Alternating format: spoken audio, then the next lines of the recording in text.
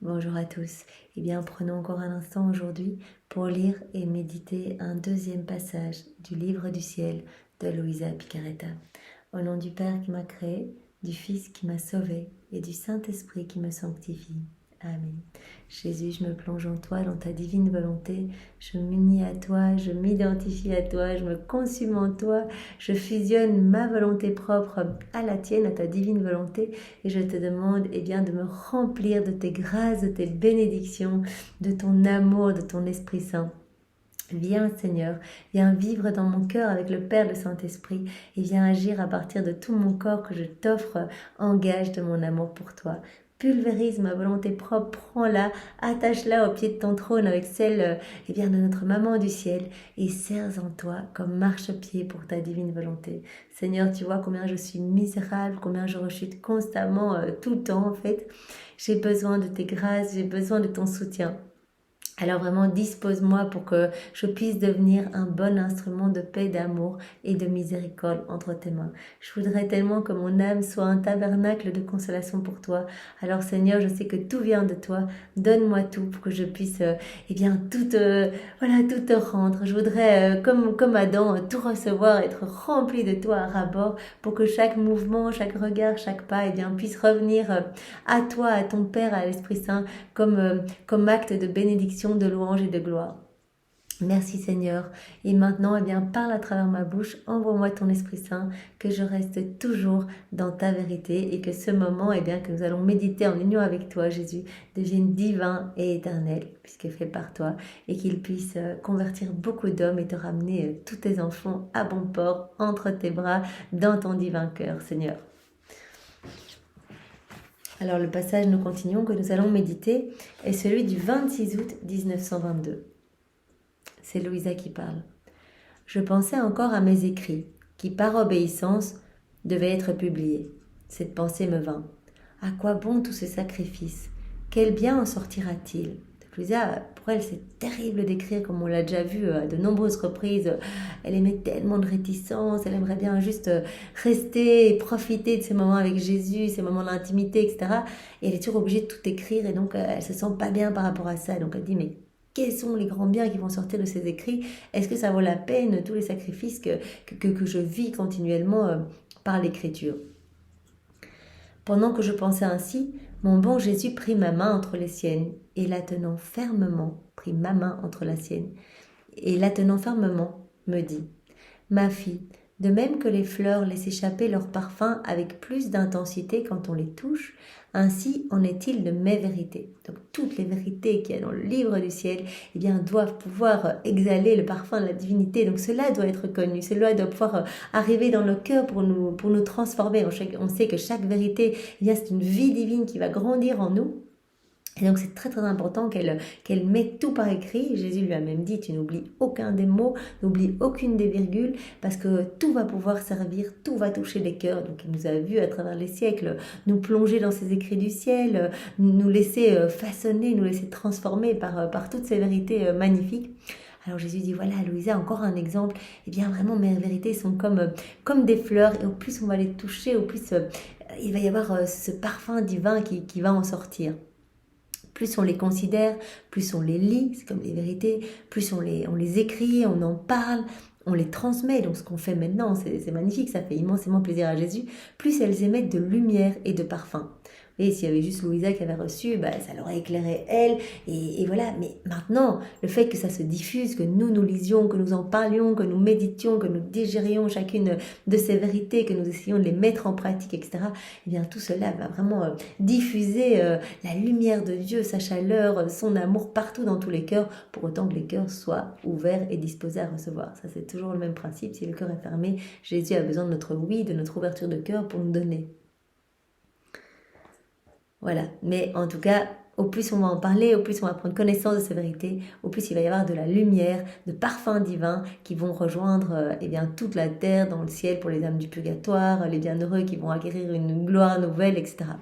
Je me sens contraint de faire connaître de nouvelles vérités quand je vois que celles qui ont déjà été manifestées répandent leur lumière et leur parfum.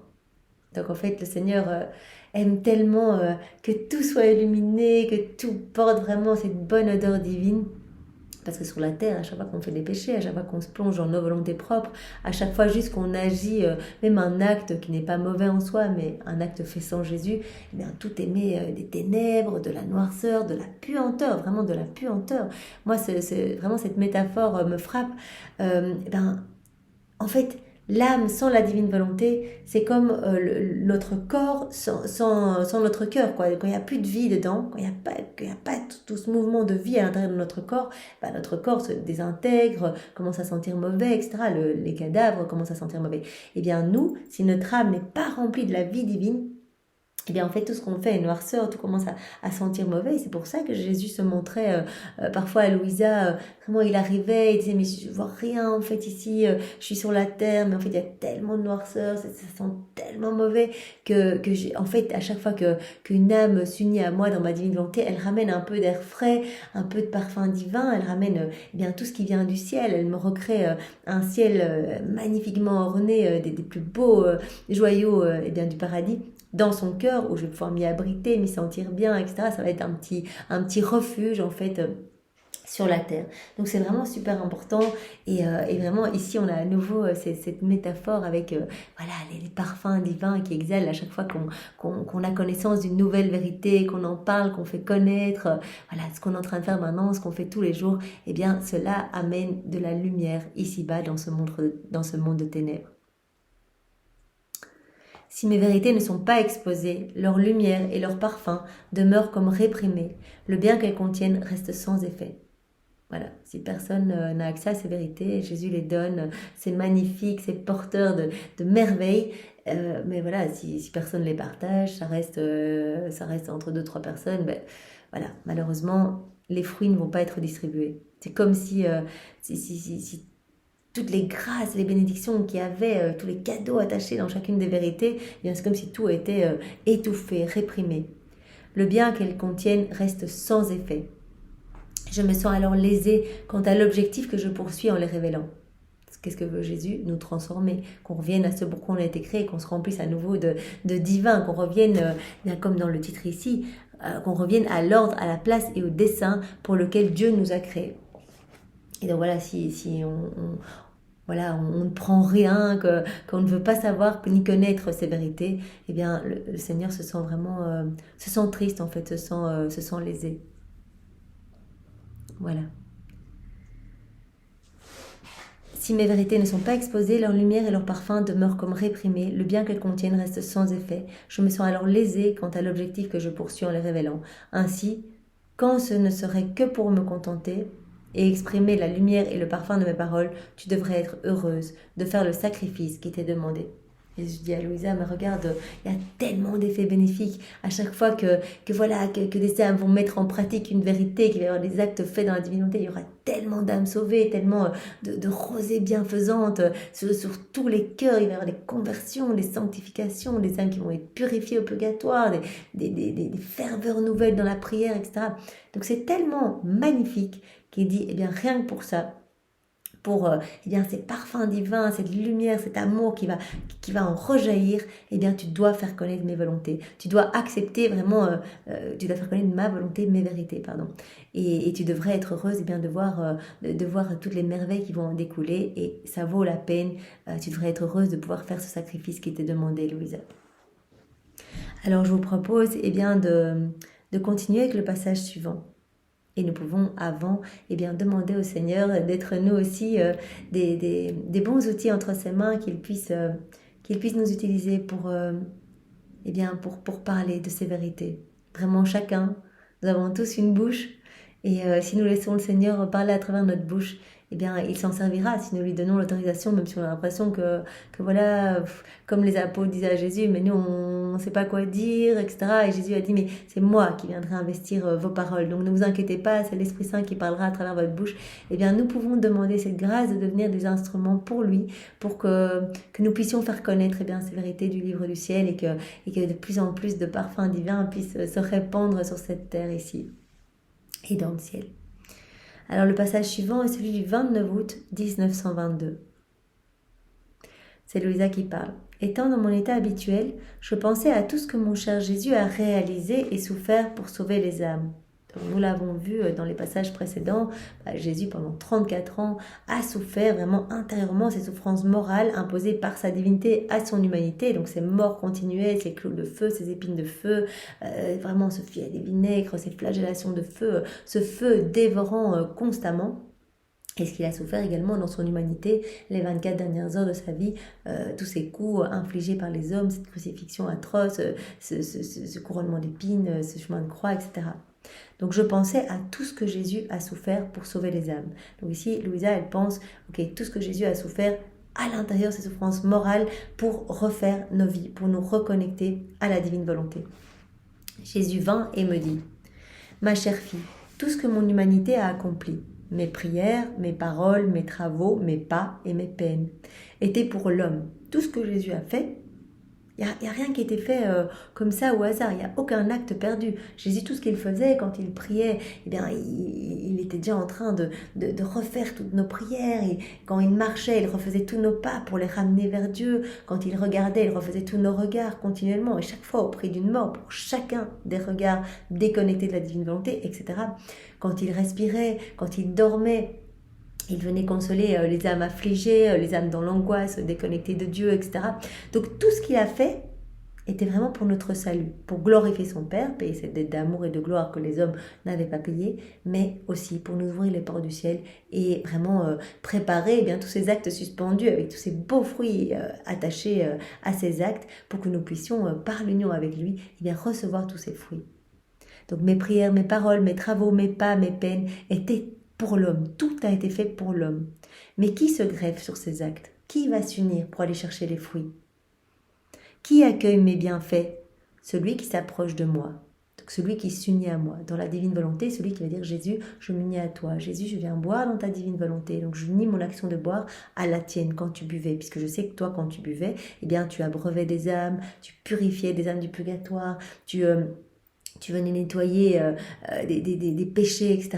Donc quand j'unis, moi je n'ai pas conscience de ce qui se passe dans le spirituel, je te fais confiance à toi Seigneur, donc quand je m'unis à toi, je sais qu'il va y avoir des milliards de fruits magnifiques attachés à ton action à toi qui vont pouvoir être distribués dans mon cœur, mais aussi dans tous les cœurs, donc tous les fruits de ton action vont pouvoir rejaillir partout et donc beaucoup d'âmes vont pouvoir être sauvées, sanctifiées, etc. Qui accueille mes bienfaits? Celui qui s'approche de moi et prie en s'unissant à moi, se greffe sur mes prières et sur leurs fruits, par exemple. Donc c'est vraiment l'union qui nous fait bénéficier des fruits des actes de Jésus. Donc par exemple, si on prie dans la divine volonté, Jésus, je m'unis à toi dans mes prières, toutes les prières de Jésus vont être unies aux nôtres, et donc tous les fruits attachés aux prières de Jésus vont pouvoir être déversés dans notre cœur, mais aussi dans tous les cœurs. Celui qui parle et enseigne en étant uni à moi se greffe sur le fruit de mes paroles, par exemple. Donc Jésus prend tous des exemples pour nous montrer que c'est l'union à lui, donc dans la divine volonté, Jésus, je m'unis à toi, qui va permettre la distribution de tous les fruits de ses actions à lui. Celui qui souffre en union avec moi se greffe sur les bienfaits de mes travaux et de mes peines. Jésus, je t'offre mes souffrances, j'unis mes souffrances aux tiennes, et donc par là même, mes souffrances vont porter les fruits de tes souffrances. Et vous imaginez les souffrances de Jésus constamment depuis la seconde 1 de son incarnation jusqu'à sa mort. Donc vous imaginez tous les âmes qu'il a sauvées par ses souffrances. Tous ces fruits-là sont distribués directement quand on s'unit à lui dans nos propres petites souffrances. Donc ça peut être des petites souffrances volontaires, je me prive d'un dessert, c'est difficile, ou un repas, une journée, un jeûne, que sais-je. C'est une petite souffrance volontaire que je peux directement unir aux souffrances de Jésus. Et il y a une répercussion immense au niveau spirituel. Ou une souffrance involontaire, quelque chose qui est autorisé dans ma vie par le Seigneur pour ma sanctification, j'ai le choix, soit je me laisse écraser par cette souffrance, je le vis mal, je me rebelle, je me détourne de Dieu parce que je suis vraiment dans la peine, ou alors, je ne perds pas cette souffrance, je l'unis à celle de Jésus et directement cette souffrance devient magnifique, va toucher tous les cœurs et va distribuer tout ce que Jésus a fait dans ses propres souffrances. Donc vraiment toutes les réparations de Jésus lorsqu'il souffrait pendant sa vie, tout cela va être redistribué à nouveau. Et si les créatures ne profitent pas des bienfaits que j'ai acquis pour elles, ces bienfaits restent comme suspendus. Voilà. Si personne s'unit, tous ces bienfaits, tous ces fruits restent suspendus. La créature qui n'est pas greffée sur moi n'est pas nourrie des bienfaits de mon humanité. Si on ne s'unit pas à Jésus, si on ne se greffe pas à Jésus, on ne sera pas nourri de tout ce qu'il a fait, de tous les bienfaits de ce qu'il a acquis par ses actions. lequel je lui offre avec tant d'amour, alors que Jésus veut nous offrir tout. En fait, tout ce qu'il a fait, c'est pour nous. S'il n'y a pas d'union entre deux êtres, les bienfaits de l'un sont comme morts pour l'autre. S'il n'y a pas cette union, bien, tout ce que Jésus a fait, voilà, on ne pourra pas en bénéficier. On ne pourra pas en bénéficier. Il dit même, voilà, sur la terre, s'il n'y a pas cette union, eh bien, les bienfaits de l'un sont comme morts pour l'autre. Imagine une roue. Le centre est mon humanité. Les rayons sont tout ce que j'ai réalisé et souffert, tous les actes de Jésus, donc tous les rayons. La jante à laquelle les rayons se joignent, c'est la famille humaine qui tourne autour du centre. Donc, le centre, c'est l'humanité de Jésus, les rayons, tous ses actes, tout ce qu'il a fait, tout ce qu'il a souffert, toutes ses peines, etc. Et la jante, il donne cela en exemple, c'est comme toute la famille humaine qui tourne autour du centre de l'humanité de Jésus. Si la jante ne reçoit pas les appuis du rayon, donc si la jante, donc la famille humaine, l'homme, est bien connecté à Jésus, donc à ses actions, etc., est bien connecté au rayon, il n'y a pas de problème, il va pouvoir vraiment tourner, etc. Mais si maintenant la jante est déconnectée, il n'y a plus cette union, il ne bénéficiera de rien du tout. La roue ne tournera plus, la jante ne tournera plus autour. La roue ne peut profiter ni du bien qu'offre le centre, ni des appuis des rayons. Donc, voilà, la jante à laquelle les rayons se joignent est la famille humaine qui tourne autour du centre. Si la jante ne reçoit pas l'appui des rayons, la roue ne peut pas profiter du bien qu'offre le centre. Oh, comme je souffre de voir tous mes bienfaits suspendus et de voir que l'ingrate famille humaine non seulement ne les reçoit pas, mais les méprise et les piétine. Donc Jésus souffre, il dit à Louisa, c'est horrible, moi j'ai déjà tout fait, j'ai souffert atrocement, cette passion en plus vraiment est éternelle, tous ces manquements d'amour continuels, eh bien cela me fait souffrir tout le temps, cela ça ne s'arrêtera que quand l'homme reviendra à la place qu'on lui destine, c'est-à-dire enfant de lumière, propriétaire et dépositaire de tout le royaume, lorsqu'il vivra dans la divine volonté, mais tous les jours, je reçois de nouveau des petites morts continuelles, des épines de feu, des clous de feu, etc. Et tout ce que j'ai fait, tous mes actes suspendus, personne n'en veut. En fait, personne ne vient servir. Et pire, les gens les négligent, mais les méprisent et les piétinent. Voilà pourquoi je recherche avec un tel empressement les âmes qui voudront vivre dans ma volonté, afin que je les rattache au rayon de ma roue. Quand on vit dans la divine volonté, on est comme cette petite jante bien attachée au rayon, à tous les actes faits par Jésus, tous ces actes de lumière. Et donc vraiment, on va émettre la lumière même de Jésus. On va être connecté, on va pouvoir bénéficier de tous les fruits de chacun de ces actes. Mais comme on sait que dans la divine volonté, il y a ce pouvoir infini, créateur, de multiplier dans le temps, tout ce qu'on va faire en union avec Jésus, tout cela va pouvoir se distribuer dans tous les cœurs, même des générations passées et futures. Ma volonté leur donnera la grâce de former la jante de cette roue. Donc vraiment, c'est quand on s'unit à Jésus qu'il vient nous disposer, c'est lui qui travaille notre cœur pour vraiment, c'est comme s'il venait nous dépouiller des choses du monde, nous dépouiller de nos réseaux sociaux qui peut-être nous entraînent à faire de mauvaises choses et qu'il vient vraiment greffer cette jante, mais autour de ces actes divins à lui. Et vraiment pour qu'on puisse bénéficier de tous les fruits de la rédemption, qu'il puisse distribuer tous les fruits de la rédemption à travers nous et que nous puissions être des extensions de son humanité. Ces âmes recevront les bienfaits qui ont été rejetés et méprisés par les autres. Voilà. Le Seigneur dit toujours la même chose, il veut donner à chacun. En fait, il aime chacun, il a des grâces, des bénédictions pour chacun, pour ouvrir les cœurs, pour que tous puissent vivre dans la divinité, que tous puissent recevoir à profusion son amour, son bonheur, sa joie, etc. Mais bien sûr, il ne peut pas forcer les âmes à recevoir. Donc si les cœurs sont fermés, elle ferme un peu leur cœur à double tour. Par là même, elle ferme le cœur de Jésus qui ne peut rien donner. Donc ça l'asphyxie complètement de ne pas pouvoir donner son amour. Et donc quand il trouve un cœur qui s'ouvre, il déverse à profusion, il donne tout. Et donc ces âmes recevront, donc les âmes qui vont s'ouvrir à moi, recevront les bienfaits qui ont été rejetés et méprisés par les autres. Et quand elles vont s'unir à moi, elles vont pouvoir s'unir à tous mes actes, en faisant des petits actes continuels pendant la journée, en marchant dans ma divine volonté, en m'appelant dans leurs actions diverses comme boire, manger, parler, écouter, etc. Et donc tous les fruits attachés à mes actions vont pouvoir être magnifiquement distribués dans tous les cœurs. Je vous propose de continuer avec le passage suivant. Moi, je trouve ça tellement beau que j'ai bien envie de continuer avec encore le petit passage qui est assez court juste après. Alors, donc, c'est le passage du 1er septembre 1922. C'est Louisa qui parle. Me trouvant dans mon état habituel, mon toujours aimable Jésus m'apparut peiné et accablé. Ce qui l'étouffait le plus, c'était les flammes de son amour qui débordaient de son cœur. C'est souvent, voilà ce que je disais juste précédemment, Jésus est asphyxié par tous nos manquements d'amour en fait. Il nous appelle à être dans cette réciprocité d'amour, il veut tout nous donner et il attend bien qu'en retour, voilà, on prenne son amour et en fait tous les débordements de son amour, on lui rende pour vraiment être dans ce flux et reflux, dans cette harmonie entre le ciel et la terre. Mais malheureusement, les hommes prennent l'amour partout dans la création, prennent tout, mais ne rendent rien. Et très souvent, même, ils rejettent l'amour de Jésus. C'est-à-dire Jésus arrive et il est là, il dit je peux te donner des cadeaux, je veux disposer ton cœur, je veux que tu sois sauvé, je veux que tu sois heureux, etc. Les hommes n'en veulent pas. Et donc Jésus étouffe dans cet amour qui est bafoué, qui est rejeté. Et donc il apparaît souvent comme ça à Louisa, vraiment torturé, en souffrance, vraiment avec son amour qui a été piétiné. Donc les flammes de son amour, comme on peut le voir ici, c'est le Sacré-Cœur de Jésus, et c'est comme ça que Jésus s'est montré à Sainte Marguerite Marie Alacoque, vraiment avec son cœur, mais tout brûlant d'amour, ces grosses flammes jaillissantes de son cœur lacéré d'épines, et vraiment où il y avait 3 lances plantées, enfin une lance, mais Jésus a expliqué par la suite qu'en fait c'était 3 lances, la lance de l'amour, donc tous les manquements d'amour des hommes, c'est quelque chose qu'il vit de manière éternelle, le manquement d'amour, la lance du péché, donc tous nos péchés qu'il a pris sur lui pour les refaire avec sa divine volonté et les vaincre avec sa volonté humaine, et la lance des Juifs. Donc vraiment Jésus est torturé par le fait que les hommes ne veulent pas de son amour, et il se montre comme ça à Louisa. Elles étaient forcées de se replier, donc les flammes d'amour. Il ne peut pas déverser son amour. C'est ça qu'il aimerait, c'est dans sa nature divine profonde, c'est de déverser son amour partout. Mais voilà, Louisa, elle remarque que Jésus ne peut pas distribuer son amour, qu'il est obligé de garder toutes ces flammes à l'intérieur de son cœur.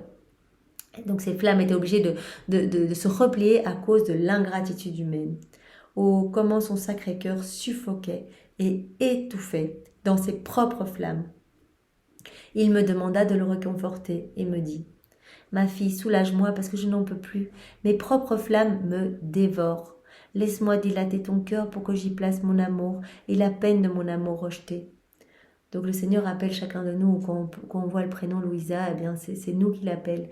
Il dit j'en peux plus en fait, la personne qui m'aime, je suis rejetée partout, des écoles, des foyers, des communautés, les églises sont vides, il y a même des églises qui ferment, on en fait des discothèques, etc. Je suis outragée continuellement et moi j'ai besoin de déverser mon amour. En fait moi tout ce que je veux c'est que mes enfants soient heureux et je les vois en dépression, de plus en plus en burn-out, il y a de plus en plus de suicides, je les vois courir à leur perdition, courir dans les jouissances du monde, etc. Et donc ça va être terrible de lui qui est connecté à notre cœur continuellement, de voir qu'on s'arrache, qu'on lui arrache en même temps une partie de son divin cœur et qu'on court se perdre. Donc il dit voilà, moi ma plus grande souffrance c'est mon amour rejeté, donc laisse-moi dilater ton cœur mon enfant pour que je puisse y verser tout mon amour et la peine de mon amour rejeté. Donc le Seigneur va donner à celui qui va ouvrir son cœur, même un tout petit peu, le Seigneur s'arrangera pour, comme il le dit à Louisa, c'est moi qui m'arrangerai pour si je dois déverser l'amour que je voulais donner à 10, 100, 1000, 10 000 personnes, je déverserai tout dans ton cœur, mais je m'arrangerai pour étendre vraiment les frontières de ton cœur, vraiment le dilater pour que tu puisses recevoir tout mon amour et me le réoffrir avec tes je t'aime au nom de tous les hommes de tous les temps, comme ça je serai plus perdant dans ce petit jeu amoureux où je veux tout donner à mes enfants et que j'attends cette réciprocité d'amour. Donc par certaines personnes qui vivent dans la divine volonté, Jésus peut tout donner. Et ces personnes, redonnent tout cet amour à Jésus pour vraiment réinstaurer cet équilibre. Ah, la souffrance de mon cœur excède toutes mes autres souffrances ensemble. Ce que Jésus souffre, cet amour bafoué, cette passion-là, elle est éternelle. Elle ne s'arrêtera jamais. Elle s'arrêtera quand l'homme sera à nouveau dans cette réciprocité d'amour, dans la divine volonté. C'est pour ça que c'est très important de prier tous les jours pour l'avènement du royaume de la divine volonté. Pendant qu'il me disait cela, il mit sa bouche sur mon cœur et souffla vigoureusement, de telle sorte que j'ai senti mon cœur se dilater. Oui, pour Jésus, il fait ce qu'il veut avec notre âme. Hein. Il peut souffler comme il a soufflé dans le cœur de Louisa et notre cœur va recevoir une plus grande capacité pour acquérir plus de son amour, pour pouvoir vraiment le déverser sur tous les hommes, le rendre à Jésus, vraiment être dans ses propres louanges, ses propres adorations, vraiment être dans ce cycle d'amour, mais vraiment tout est grâce, donc il faut vraiment le demander à Jésus. Après, il toucha mon cœur de ses mains, comme s'il voulait l'agrandir encore plus, et il souffla à nouveau. J'ai senti que mon cœur allait exploser, mais Jésus continuait de souffler. Il le rendit complètement et le ferma. Il le remplit complètement et le ferma de ses mains, comme s'il le scellait de telle manière qu'il n'y avait aucun espoir que je sois soulagée. Il a rempli à ras-bord d'amour le cœur de Louisa au point tel qu'elle avait l'impression qu'il allait exploser. Il me dit, fille de mon cœur, j'ai voulu sceller en toi tout mon amour et mes peines, afin que tu puisses expérimenter combien est terrible la peine de l'amour refoulé, de l'amour rejeté. Il dit à Louisa, regarde, je vais... Bon, il donne pas tout, il donne chaque fois une toute petite partie, comme dans les passages précédents où il partage une toute petite goutte de ses souffrances, une petite goutte de ses peines, pour vraiment que Louisa puisse comprendre ce qu'il vit continuellement à l'intérieur, ses souffrances morales. Et ici, il dit, voilà, je vais te montrer, je vais déverser dans ton cœur, eh bien, un petit peu de mon amour bafoué. Voilà. Et je ne vais pas le laisser sortir. Donc, je vais tout colmater et tu vas rester avec cet amour brûlant que tu ne vas pas pouvoir déverser. Et dans la nature divine, vraiment, c'est dans l'essence même de Dieu de pouvoir déverser. C'est vraiment, voilà, l'amour doit continuellement se déverser, se renouveler. Voilà, c'est une source inépuisable, intarissable. Et donc Louisa, là, elle va pouvoir sentir le fait d'avoir tout cet amour contenu et bafoué qui ne peut pas être donné.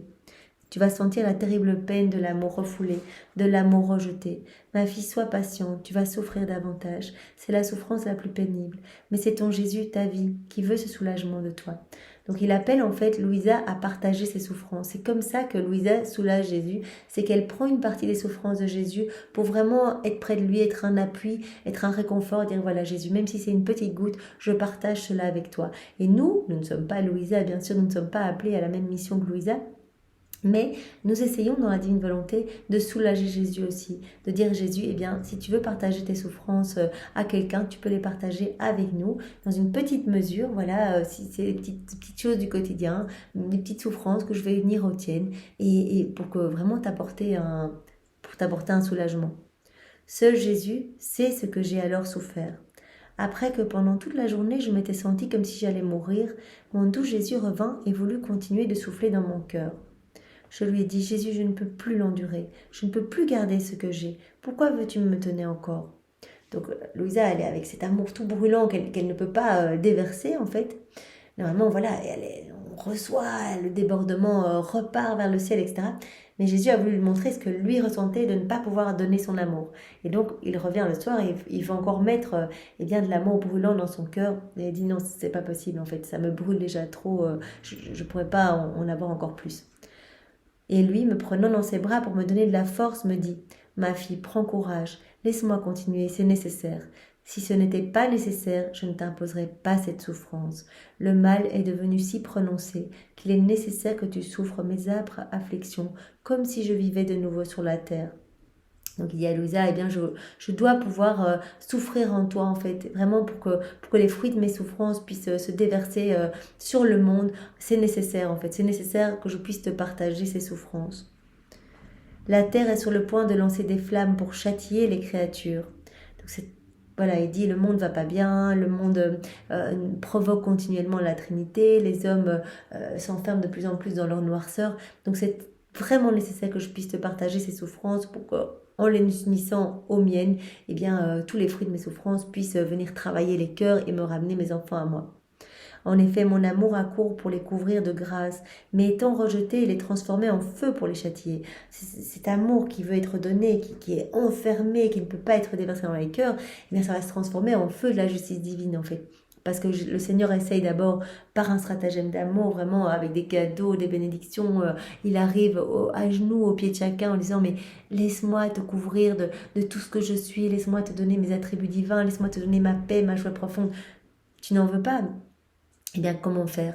Le Seigneur va utiliser un autre stratagème, peut-être autoriser des choses plus difficiles dans la vie des hommes pour qu'ils puissent revenir sur le droit chemin, juste se mettre à genoux. Combien d'hommes, eh bien, dans des situations difficiles, ne retournent pas à l'église, se jeter au pied du tabernacle pour supplier l'aide de Dieu. Donc, parfois, c'est quelque chose qui est utilisé par Dieu pour voilà, pour ramener ses enfants à lui. Parce que ce qui importe finalement au Seigneur, c'est le salut de notre âme. Et donc il voit sur de long terme cette petite vie ici, elle est toute courte. Et donc ce qu'il voit, c'est est-ce que notre âme va pouvoir se réjouir dans le ciel, voilà, au banquet des noces, ou si notre âme va être perdue. Et donc il va essayer coûte que coûte, par de l'amour, par des obstacles autorisés dans nos vies, etc. Il va essayer de nous ramener à lui. Mais c'est toujours vraiment parce qu'il nous aime. En conséquence, l'humanité se trouve entre deux feux, le feu du ciel et le feu de la terre. Le mal est si répandu que ces deux feux sont prêts de s'unir. Et la peine que je t'ai fait éprouver se place entre ces deux feux pour les empêcher de s'unir. Donc Louisa, elle sert vraiment d'âme expiatrice, elle sert d'âme victime, où elle va prendre les souffrances de Jésus. Ça explose tellement. À un moment, cet amour qui est contenu dans le cœur de Jésus, ce feu qui le brûle, qui vraiment l'asphyxie, eh bien ce feu à un moment se transforme en feu de justice si l'homme continue voilà, à ne pas vouloir être sauvé. Et donc il dit, moi je vais déverser ce feu en fait sur les hommes juste pour les ramener à moi. Ou alors Louisa, eh bien tu acceptes de recevoir un petit peu de ces souffrances, de ce feu. Et donc cela permettra, tu te places un petit peu entre les hommes et le ciel. Et tu vas recevoir eh bien, ces petites souffrances en toi. Tu vas partager ça avec moi. Ça va être un petit réconfort pour moi. Et donc ça me permettra eh bien, de ne pas exercer ma justice. Mais parfois c'est nécessaire. Mais ici il dit, si tu veux Louisa, eh bien tu peux faire ce tampon entre le ciel et la terre. Et je te demande bien de faire toutes ces réparations au nom des hommes qui ne m'aiment pas.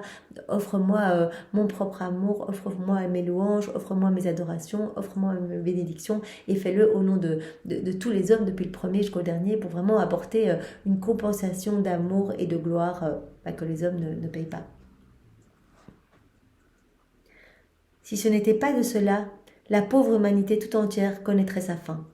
On est dans un temps où l'homme provoque tellement que si tu ne jouais pas ce rôle de tampon au milieu et que tu ne prenais pas eh bien, le feu de mon amour transformé en feu de justice, que tu ne l'acceptais pas un petit peu dans ton cœur et que tu ne partageais pas mes souffrances, eh bien j'anéantirais eh bien, toute l'humanité entière. C'est pourquoi laisse-moi continuer, je serai avec toi pour te donner la force. Donc il demande cela à Louisa, qui a vraiment ce rôle spécial d'âme victime. Elle a autorisé Jésus, elle a donné son accord pour devenir âme victime. Et il dit, mais ne t'inquiète pas, dans toutes ces situations où je te partage ce que moi je ressens, eh bien je te donne toujours la force pour porter, toujours les grâces pour supporter ça. En disant cela, il continua de souffler. Et moi, incapable d'en endurer davantage, je lui ai demandé de me soutenir de ses mains et de me donner sa force. Alors Jésus me toucha. Prenant mon cœur dans ses mains, il l'étira si fortement que lui seul sait quelle souffrance il me causa. Non satisfait de cela, il serra ma gorge de ses mains de telle sorte que je sentais mes os et mes nerfs. Je me sentais asphyxiée. Ensuite, après m'avoir laissé dans cette position un certain temps, il me dit avec une totale tendresse, « Prends courage, la génération actuelle est dans cet état. Les passions et les vices qui la dominent sont si nombreux et si variés qu'elle en est étouffée. La putréfaction et la fange atteignent un tel niveau qu'elle est sur le point d'être submergée. L'humanité est recouverte de fange, comme dit Jésus, de putréfaction, vraiment d'ordures, quoi, vraiment de puanteur, de noirceur. Et donc, ce que Louisa fait, c'est vraiment pour sauver l'humanité. Elle est vraiment une âme réparatrice. Voilà pourquoi je t'ai fait souffrir les peines de l'asphyxie dans ta gorge, parce que cette souffrance est celle du moment final. Je t'ai demandé cette réparation, parce que je ne peux supporter plus longtemps que l'humanité s'étouffe dans sa malice. Il a demandé à Louisa de réparer pour l'humanité qui s'étouffe dans ses péchés, qui est comme asphyxiée dans ses odeurs de mort, de noirceur, etc. Il a dit à Louisa, vis cette souffrance, et moi je t'en donnerai les grâces. Partage avec moi ce que moi je ressens de ne pas pouvoir donner ma lumière, l'humanité préfère les ténèbres, de ne pas pouvoir donner mon amour, l'humanité préfère les péchés, de ne pas pouvoir donner ma divine volonté, parce que l'humanité préfère vivre dans sa volonté propre, dans les jouissances d'ici-bas, etc. De ne pas pouvoir donner tout ce que je suis, mon Esprit Saint, etc. parce que les hommes rejettent. Donc vis cette asphyxie que je sens continuellement et regarde les hommes s'asphyxier dans leur malice, fais-le vraiment pour être un tamis entre ces hommes qui s'asphyxient dans leur péché et ton Dieu qui s'asphyxie d'amour pour sauver les hommes. Mais sache que j'ai moi aussi enduré cette souffrance. Lorsqu'ils m'ont crucifié, ils m'ont étiré si durement sur la croix que j'ai senti mes nerfs se tordre et être déchiquetés. Donc il a partagé à Louisa ce qu'il a senti, lui, dans son humanité, donc à la fin de sa vie. Quand il a été cloué, crucifié, eh bien vraiment, les soldats ont déboîté ses membres pour que vraiment que les trous, enfin que ses mains puissent atteindre l'endroit où ils avaient préparé les trous.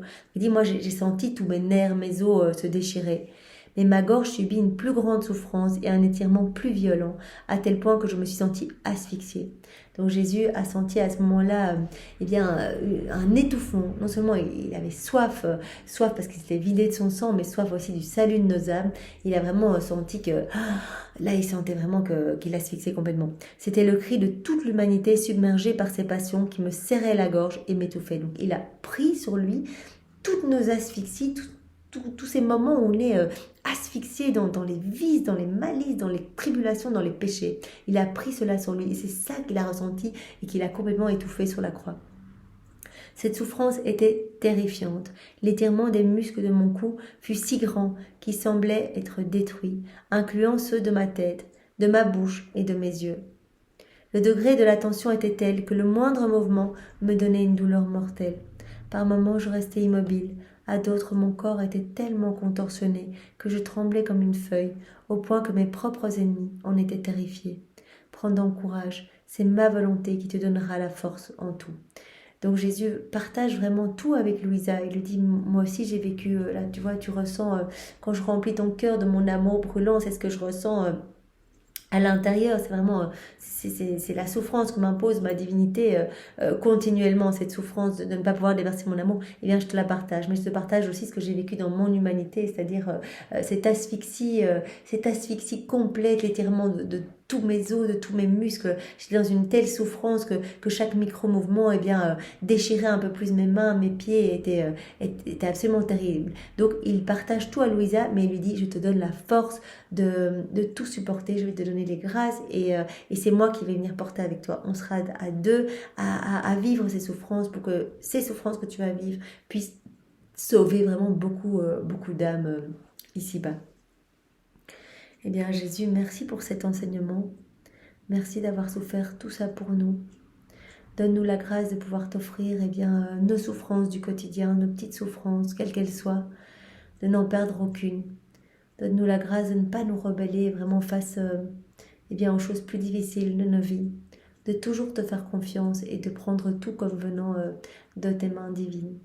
Sois loué, béni et glorifié, Jésus, dans ta divine volonté, avec ton amour, tes adorations, tes louanges, tes bénédictions et tes propres remerciements. Au nom du Père et du Fils et du Saint-Esprit. Amen. Soyez tous bénis, passez une belle journée. Au revoir.